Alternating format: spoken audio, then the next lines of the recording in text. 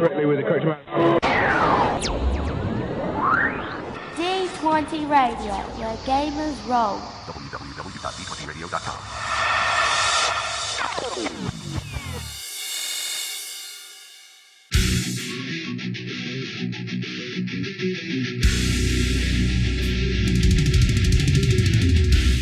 Welcome to Me and Steve Talk RPGs, a podcast where me and my friend Steve try and help you get the most out of your role-playing game experience.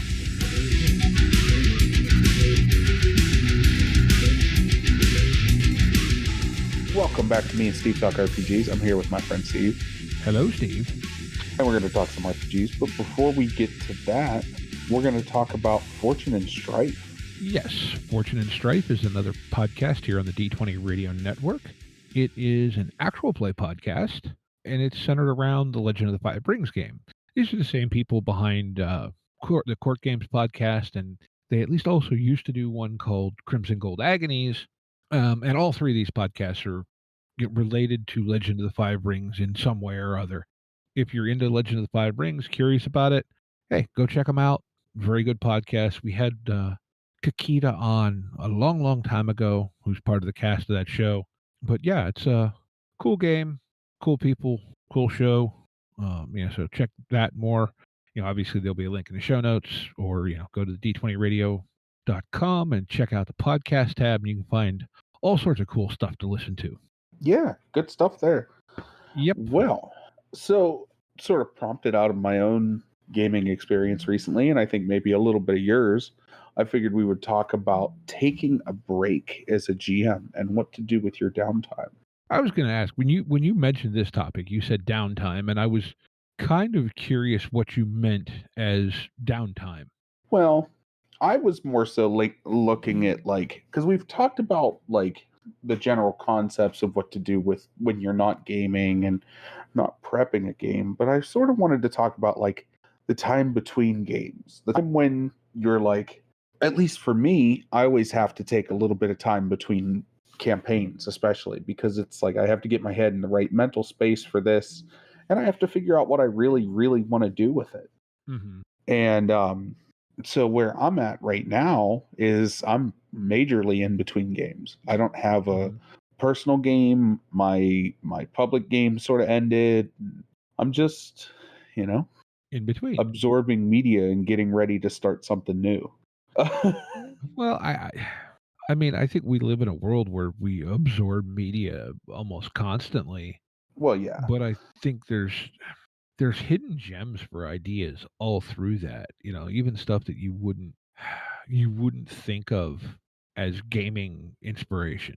Well, I completely agree with that. I'm working on a new Eberron game, and so I've been watching all kinds of Western media and heist movies and old noir type films and stuff like that. Just trying to get my head in the right headspace and stealing ideas from different things, character ideas, all of that stuff. I've been trying to get concept ideas for a while for different things when it comes to this campaign. And I felt talking about my process, and maybe you could talk about your process, and we might be able to shed some light on what at least what I do. I know. Oh, yeah. Well, go ahead. I'm also kind of in the process of trying to work up a campaign, and yeah, so yeah, we can kind of go back and forth a bit and talk about some of that. But I think too, just that kind of step back and sometimes I don't know about you, but I tend to over focus and obsess a lot. Yep. But with that comes that, okay, I've had enough, I have to get away. And I find a lot of times that I do better to kind of watch adjacent things, right, for inspiration as opposed to direct research. So I have multiple periods that I go through when it comes to my downtime. I'll have a research period where I'm doing, whether it be reading on the system I'm playing, trying to get my head wrapped around it as best I can, or reading on the general idea of the setting of the game I want to run. At this point, I'm at that adjacent media period, like you were talking about, and that's why I was saying about watching like westerns and noir films and stuff like that, because I'm at this point where I'm not trying to get details, I'm going for tone. Mm-hmm. And so I don't need to be hyper focused on I don't need to be hyper focused on the game itself. I need to get my idea of what I want for the tone for the campaign to be. Mm-hmm. And that's why I'm like watching movies and watching TV shows and watching like different things trying to get an idea. So for example, I rewatched Tombstone because Tombstone is awesome. I watched hold on 2 seconds, let me bring it up here. I watched the Maltese Falcon just because I love that film. Mm-hmm. And it's another one of those like sort of heist noir films. Well, it sounds like in a way you're trying to get your head in that space, in that gear, to where like you just got the themes rattling around in your head, not necessarily anything specific. Right. And that's sort of where my head needs to be to begin with because of how freeform I am as a GM. Mm-hmm. I just need themes and vibes and like feeling and tone, and I need the generals of it all, and I can fill in the details later. I Yeah, can get all the detailed stuff filled in as we go. I just need like general tone. yeah. So, I mean, to talk for a second, you said you're working on Eberron, so Western noir, which both actually really, to me, kind of fit Eberron well. Western, depending on the specific, area you want to focus on, whatever, but it works. A game that I'm trying to work on, I kind of want to be more heavy on like exploration and discovery. Right. Kind of but also I'm planning to go kind of in a custom slash collaboratively built world for it. Like I'm going to have kind of the bones of things and a storyline arcing through it, but I want some feedback from the players to build out some of the specifics for the world as we go, because it ends up, so in my experience anyway, so rich and more involved if you have the players add into it. Right. And the thing that I have found, the kind of the show that I've been binging, if you will, and what I honestly do, it's one of those ones where I can put it on while I'm at work working, and I don't really have to watch it as much as listen to it and look at it occasionally, is Expedition Unknown from the Travel Channel. I do like that show. I do like to fall asleep to that show too, though.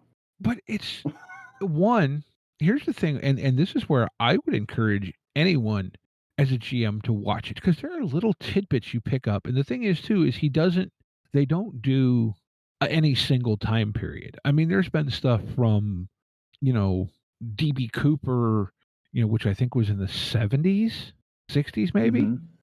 Clear back to what was you know, I mean, ancient history. They've done a lot of stuff with ancient Egypt and, various, the Maya, the Aztecs, some pre-Mayan civilizations and all kind of stuff. And so you Right. just pick up all kinds of neat tidbits about this, that, and whatever.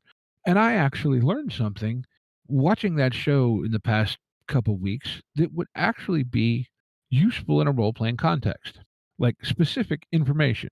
Right.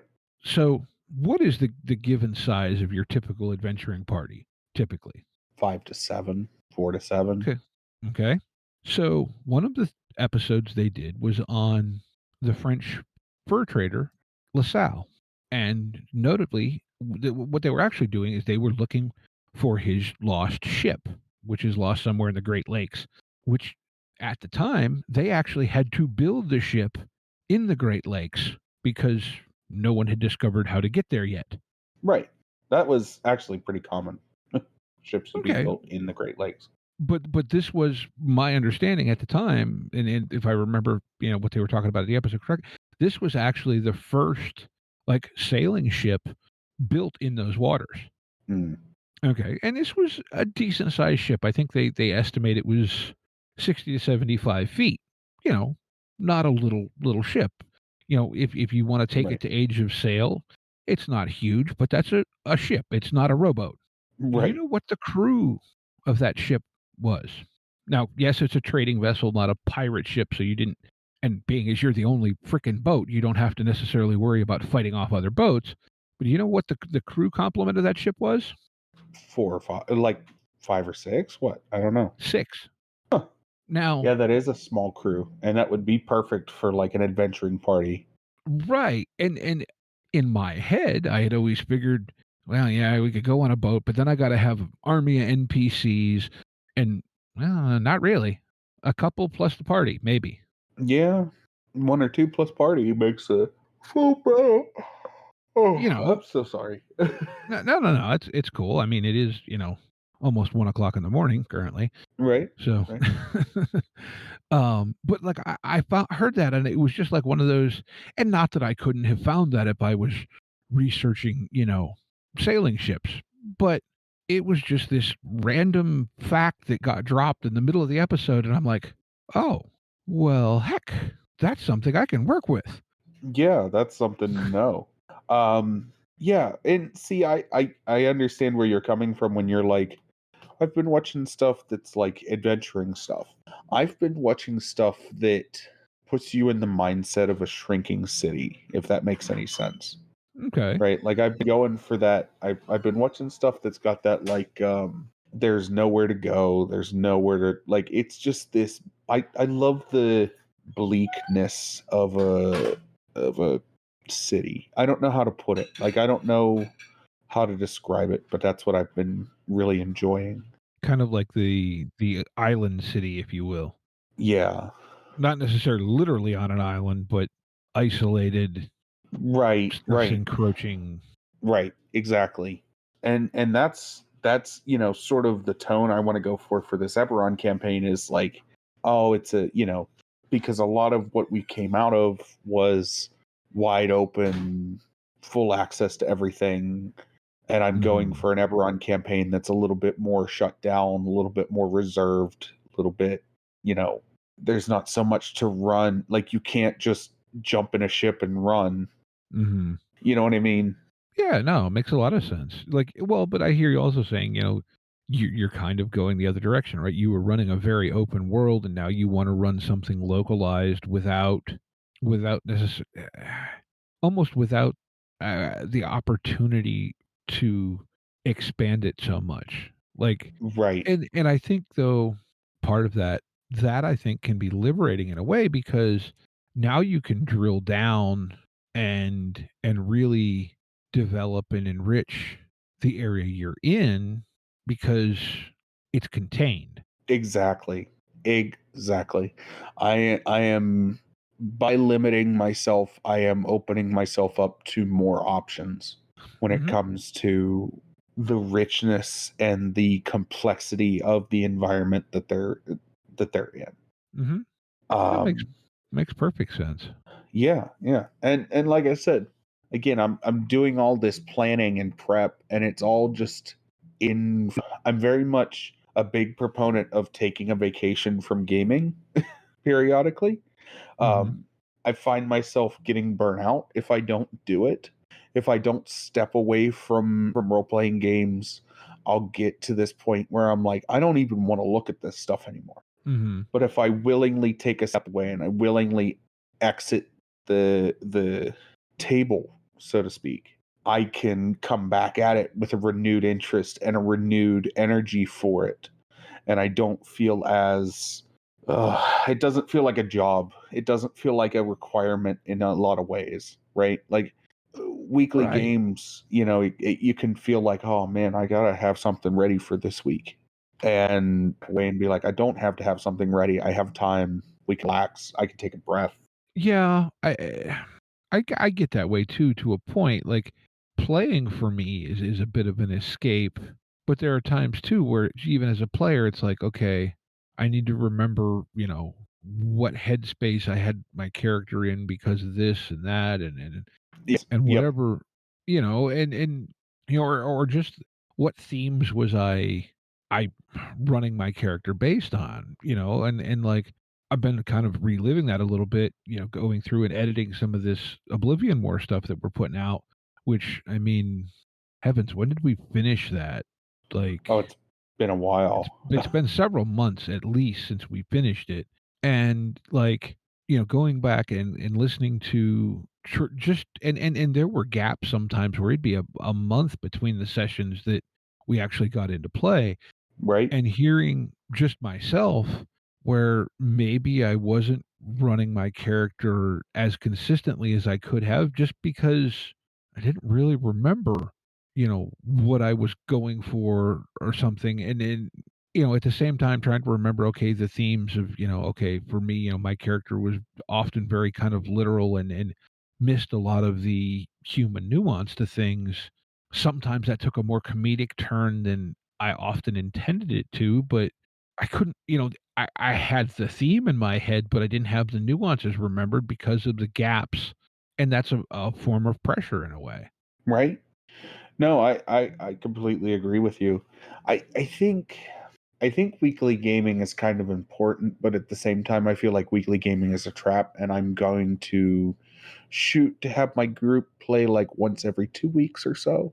Mhm. Um, just because weekly gaming can get monotonous quickly, and then you start running into the issue of, oh, I can't make it this week, or I can't, I have issues, or I have problems, or whatever's going on. And by moving it to every 2 weeks, you can sort of get yourself situated before you have something committed to. You know what I mean? Yeah. I think Um, too, if you're doing every other week, maybe you can commit to a slightly longer time frame because oh yeah, I'll always run. I'll always run every other week sessions longer. Usually go for like a six, 6 8 rather than a 2 4, Mhm. just to make up for the time difference. And I think a lot of people are usually cool with that. Like, you make an evening out of it, you make an evening out of it. We used to do that we used to do that regularly. Yeah. Yeah. And it was always a good time. And that's what I miss, and that's what I want to go back to is the having a good time in gaming. I think I lost a lot of that. I lost a lot of that because I wasn't having a good time. What I was doing felt like a job.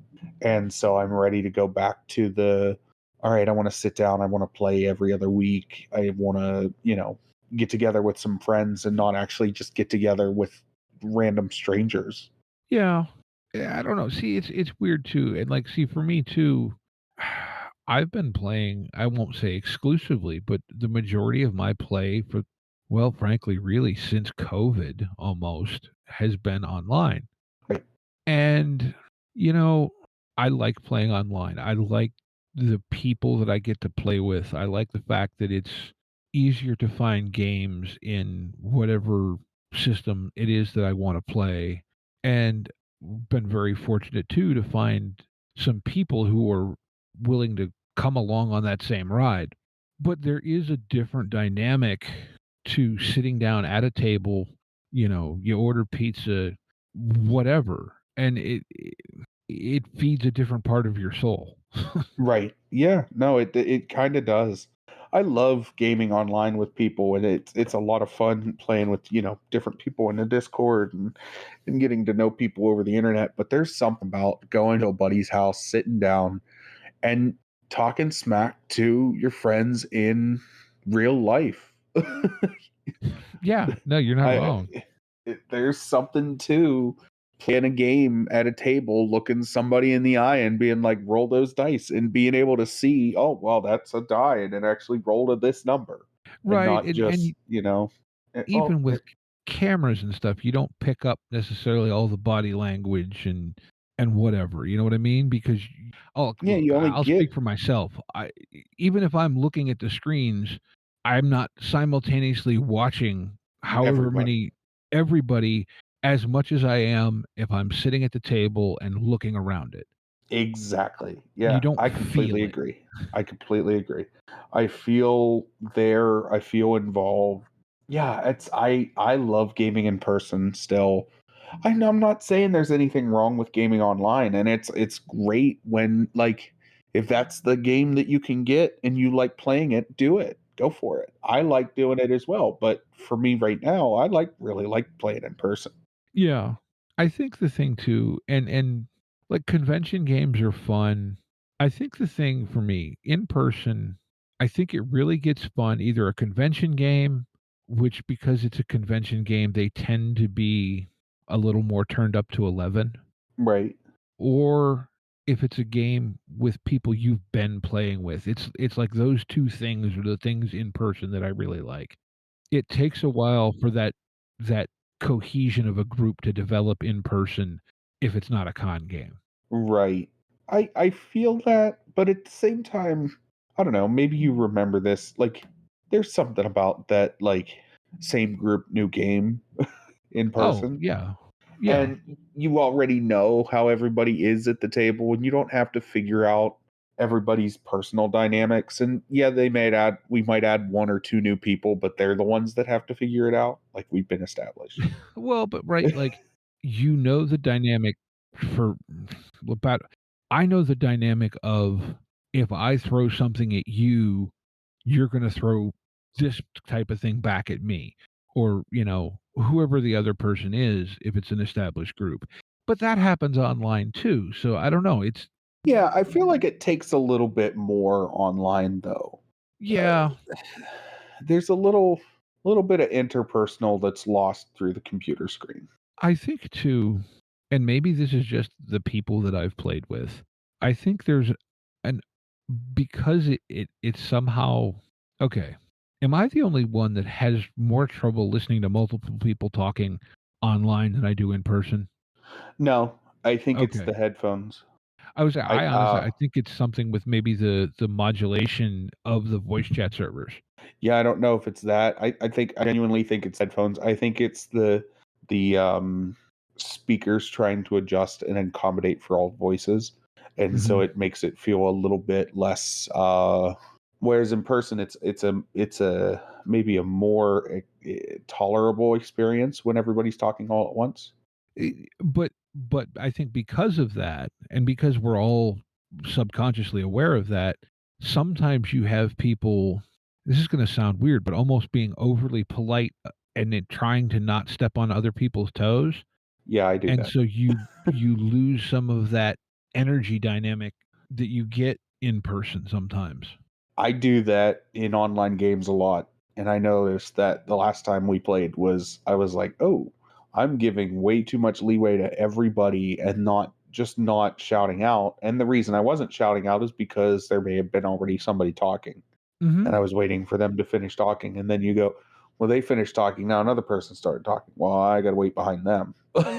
Yeah, yeah, And you just never get your thought out. and I think that can lead to some frustration that you just kinda like, "Okay, I just wanna be away for a little bit." Yeah, I completely understand that, and I feel that too. I don't think it's a bad thing, but I also don't think it's like my preferred method of gaming. I think it's a really good way to get a lot of games in, but I really honestly just prefer to play in person. And if I can't get an in-person game, okay, online's fine. But yeah, I understand where you're coming from when you say that like online it's much more difficult to accept more than one person talking at a time or more than two people, I'll say. If like everybody's talking over each other, it's tough. Whereas if Mhm. everybody's talking over each other in real life, you can sort of I I I wonder if maybe you're onto something, but maybe it's also the like um what I'll call noise levelization, right? Where it's Well, everybody comes through at the same volume. I wonder, and this theory just popped into my head, if it isn't the actual physics of the sound, That's what okay? I was sort of driving at. Well, but because online, you're saying headphones. I don't think Right. it matters so much headphones even if you're Or using speakers, speakers. Yeah, yeah, you're right, you're but right. all the sound is coming from The 2 same source. points or 2, 3 if you've got a sub going, whatever, right? Yeah, Where in a room, each person is their own direction. And I think our brains can actually process that in more channels, so to speak. right. I don't know if that's, I don't know. Maybe somebody out there actually studies stuff like that and can come on the Discord and tell me I'm completely crazy or I'm onto something. I don't know. Who knows? I mean, we got all kinds of people on our Discord, so I'm sure we could get told about it. So yeah.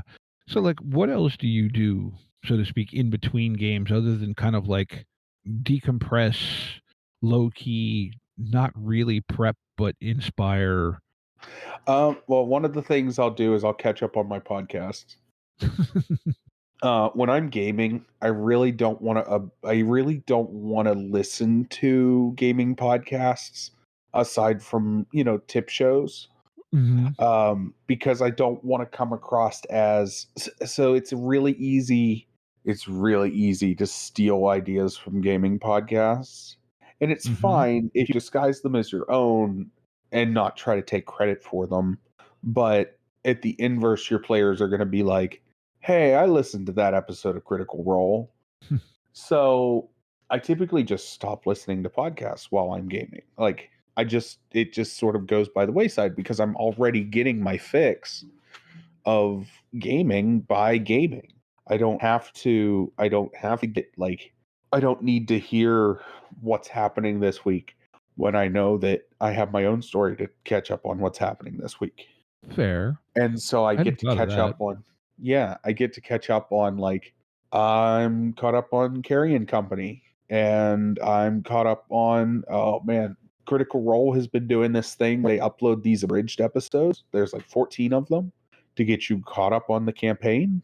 I've been loving Okay. that stuff. It's great because it lets me like, I don't have to listen to 400 episodes of Critical Role to get current. Yeah. Now Um, I I think I still haven't really started season 3 of Carrion Company yet. But God, is Sean an amazing GM. oh, he really is. Really, really Like, and fantastic. I still, the intro he did, the very first episode of the first season, that hit me so, like, the way he described the setting was just chef's kiss, you know. Oh, it's excellent. Yeah, it's great. I think that's a really fantastic podcast. Um, I really do. But You yeah, need I to find a just reason to talk to Liam again. we do. We really do.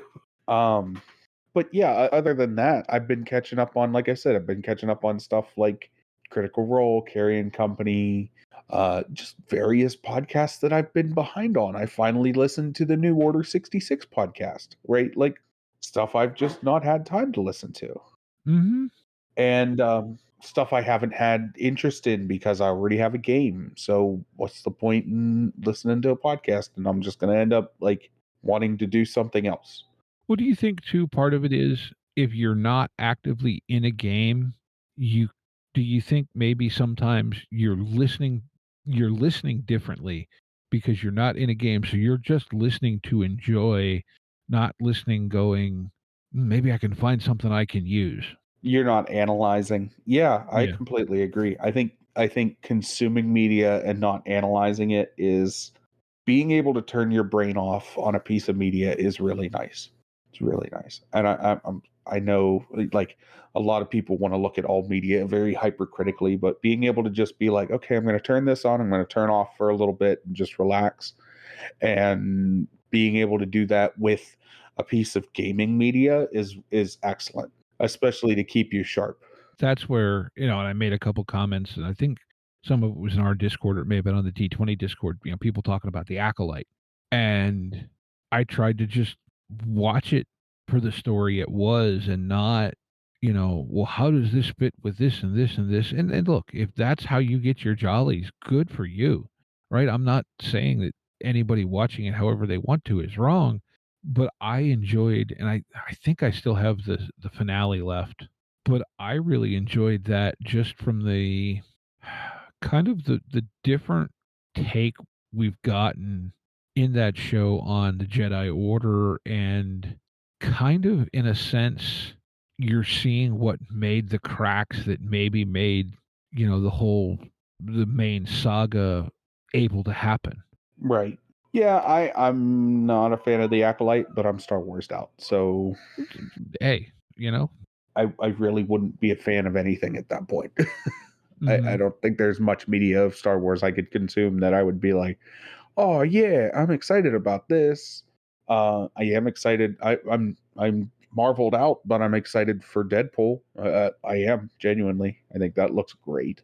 Well, I think Deadpool, though, and not having, really watched much of that, but I think Deadpool 2 is almost a internal fun poke Well, yeah, satire in a lot of yeah. ways.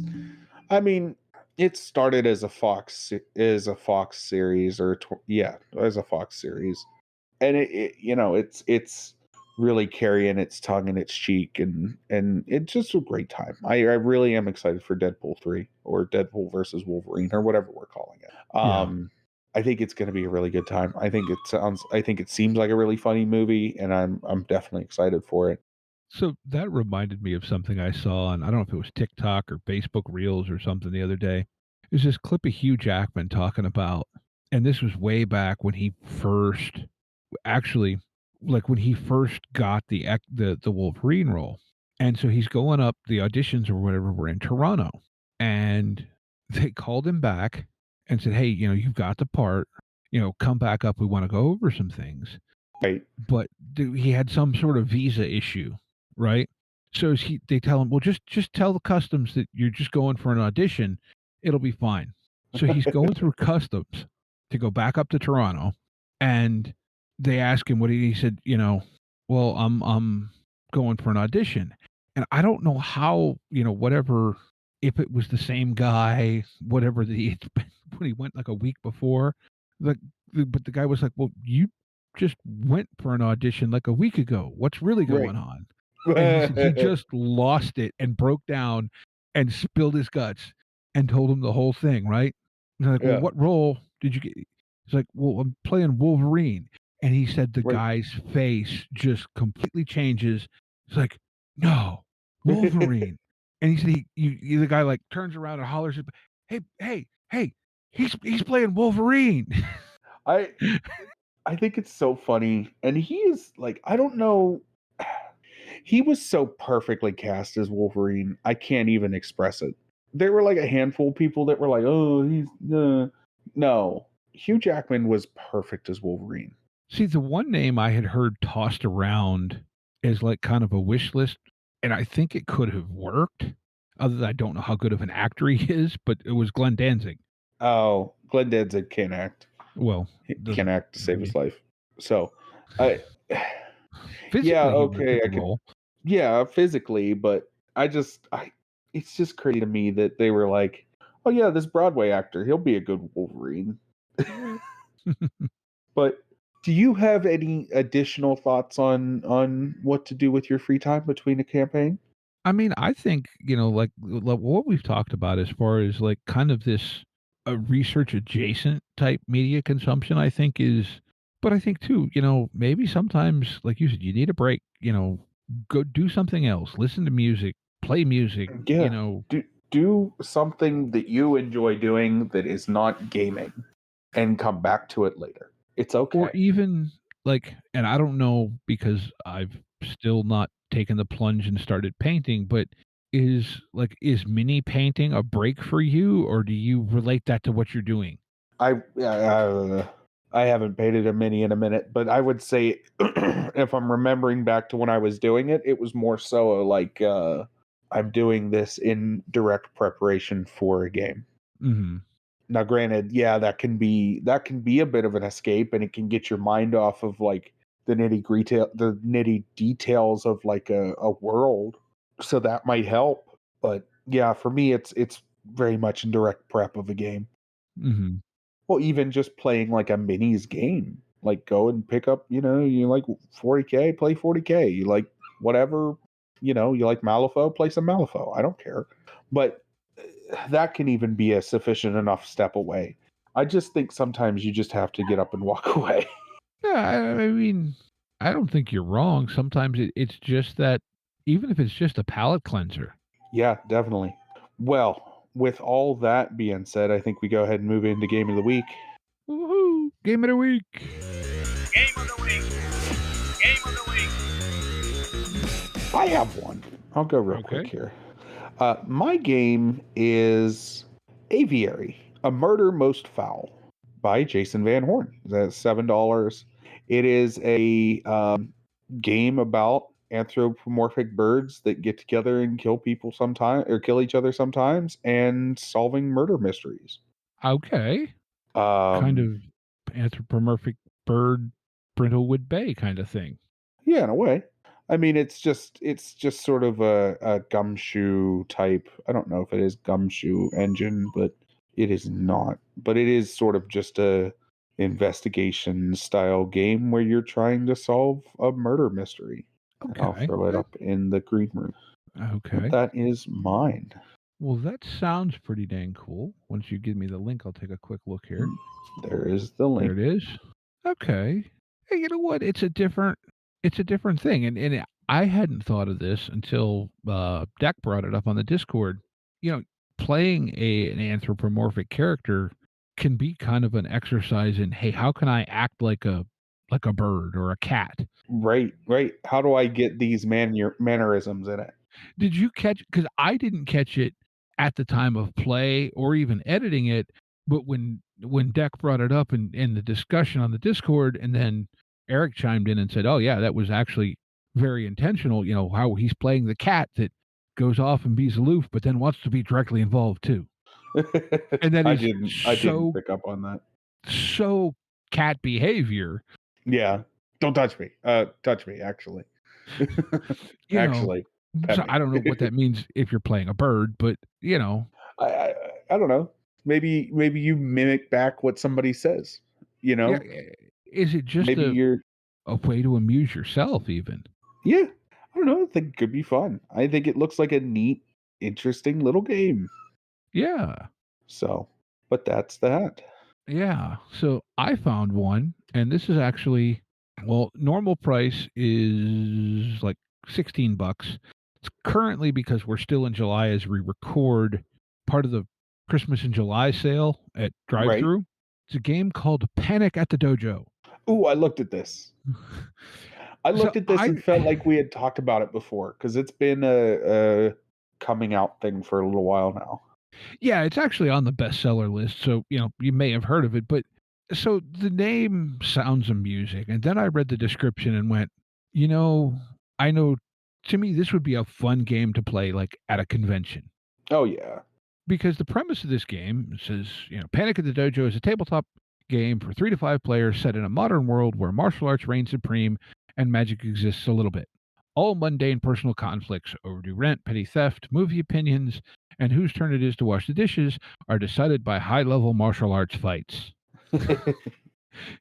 You know, it even goes so far as to say, imagine if Jackie Chan Adventure Cartoon was a documentary and also a tactical combat-focused tabletop game. Oh, that sounds fun. Right? Like, and but this just feels like that kind of YA anime. Oh yeah. We'll solve You every know, problem by fighting it out. Yeah. like, I don't know, it just sounds fun. And I actually read some of the reviews that are very positive too. I think you could really make this a pretty interesting con game with very little effort. Yeah. And I think you would have a really good time with it. Oh yeah. And then you had another thing you wanted to shout out since we're here. I did. We actually almost had a guest this week, Almost. but So close. because of, well, you know, sometimes you get these emails and you go, "Oh, that's interesting," and then, like, I think I got the email a day ago, and then I actually read it today, and I went, "Oh," and his friend of the show, Egg Embry, right, who we've had on a few times, he also writes games, and I think we even talked about he had that kind of trifold, kind of cyberpunk, Pamphlet game. Yeah, buddy almost cop human. pamphlet game. Yeah, Yeah. Almost Human. Yeah, I couldn't remember what the name of it was. So Egg sent me this email about he and several friends. They're launching a Kickstarter. Well, later in today as we speak, but by the time you guys hear this, still be a few days left on this Kickstarter. It's called Powered by Perilous Pamphlets, and what this is a set, and it, you know, because the campaign's not active yet, I don't have a lot of details. But he and let's see, Phil Reed Games, Crumbling Keep, Head Cheese Productions, and Egg Embry Publishing. They're Right. all making these pamphlet, basically game/adventures. And they're saying they're designed for like 5th Ed, Old School Essentials, Morkborg, Cyborg, whatever. These are basically one-page adventures, but kind of the challenge was how much adventure can we fit onto two sides of a trifold page? Oh yeah, that's awesome. So I can't imagine it's going to be too expensive to back, all that. So it just sounds cool. Egg's a cool person. We were trading a flurry of emails this afternoon going, well, hey, if one of you people can be available in the middle of tonight, we'll Yeah, we talk to could you do it. about it. Exactly. But it was also, but, to be able to get it out while the campaign was still active. But I told him, hey, we'll try and bring it up. So yeah, go check that out. I'll get a link for it. But like I said, it's called Powered by Perilous Pamphlets. And I find the alliteration and title highly amusing. Oh yeah. Well, with all that being said, as always, links to everything are in the show notes. Discord, Patreon, check us out. If you have a couple bucks, throw our way, and you feel like it, go for it. If you don't, that's fine. Come join our Discord. And we want to remind everyone to be kind to one another and get out there and play some RPGs. Yep. Take care, y'all. Intro and outro music by the band 12 Noon. You can email us at meandsteverpg@gmail.com. You can find us on Twitter and RPGs. Find us on Facebook at Me and Steve RPG Podcast, on Discord at Me and Steve RPGs, and as always, all of these links are in the show notes. Thank you, and be kind to one another.